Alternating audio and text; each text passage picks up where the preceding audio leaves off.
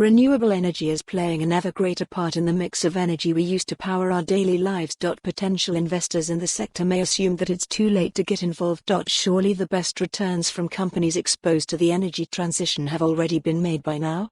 Investors making that assumption may be mistaken. As the chart below shows, the MSCI Global Alternative Energy Index has lagged the MSCI All-Country World Equity Index substantially over the past 5 years. In fact, investors would have made scarcely any return at all on their initial capital.Past performance is not a guide to future performance and may not be repeated. It's not too late to invest. I draw 2 conclusions from this. Firstly, I believe it's absolutely not too late to start investing in the sector. We have argued elsewhere that there are 3 factors coming together right now that are creating the tipping point for the transition to renewable energy. That the index has underperformed to date seems to be another piece of evidence that you haven't missed the boat.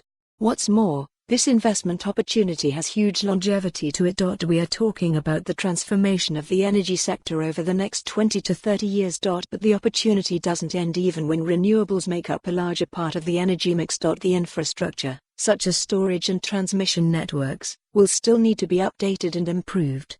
New capacity will need to be added as the global population rises. Active versus passive investment. The second conclusion I draw is that a passive approach, such as investing in a fund that simply tracks the index, is not necessarily the best way to access the opportunities thrown up by the energy transition. Part of the reason why the MSCI Global Alternative Energy Index has underperformed is that there have been several high-profile instances of companies in the benchmark going bust. For example, the wind turbine maker Senvion filed for insolvency this year after losing out on orders to bigger rivals.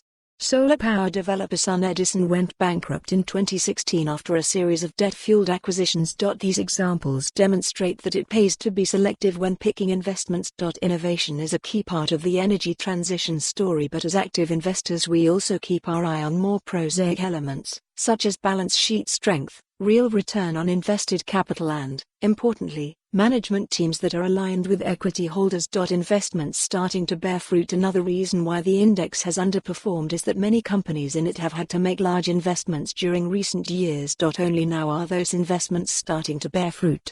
Take, for example, the manufacturers of lithium-ion batteries. This is an industry where a significant amount of capital has already been sunk in new capacity, with limited return to show for it so far. However, for more on this story, visit the news article link.